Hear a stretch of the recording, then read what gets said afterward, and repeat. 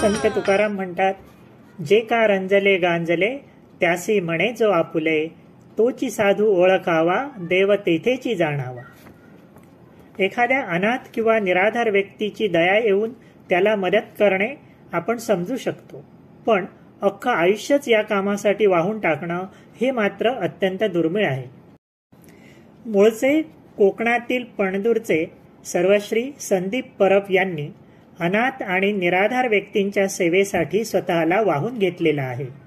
सुरुवातीला रस्त्यावरील निराधार लोकांची प्राथमिक आरोग्य सेवा करून त्यांना ते हॉस्पिटलमध्ये दाखल करायचे.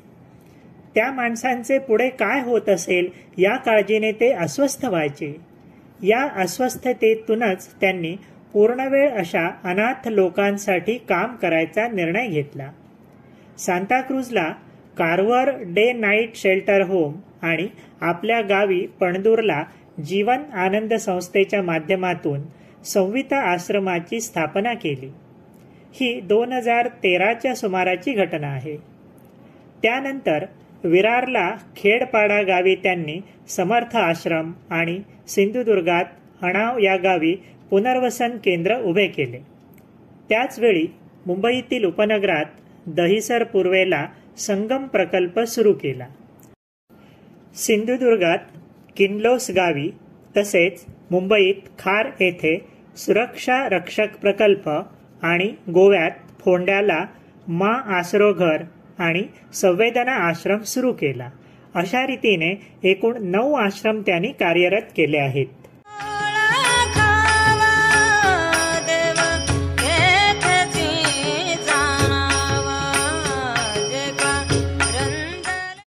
त्यांच्या संस्थेत 4 महिन्यांच्या बाळापासून ते 90 वर्षांच्या आजोबांपर्यंत माणसे आहेत.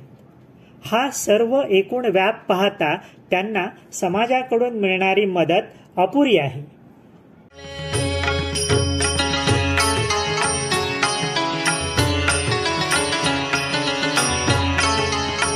तळावडे गावचे संजू पै यांनी त्यांचा स्वतःचा 50वा वाढदिवस जोरदार साजरा करण्यासाठी तयारी करणाऱ्या आपल्या गावातील मित्रांना ते न करता त्याला खर्च होणारे पैसे व वस्तू पणदूर येथील संदीप परब यांच्या संविता आश्रमास दान देण्याचे आवाहन केले व मित्रांनी 25,000चे वाण सामान संविता आश्रमात पोहोचते केले. या त्यांच्या आवाहनाला प्रतिसाद देत आजही गावातील अनेक जण आपला वाढदिवस साजरा न करता तसेच पितृपक्ष साजरा न करता आपल्या पितरांच्या आठवणी प्रित्यर्थ देणगी वा वाण सामान संविता आश्रमास दान करतात. हा अत्यंत स्तुत्य उपक्रम करून या लोकांनी आदर्श निर्माण केला आहे.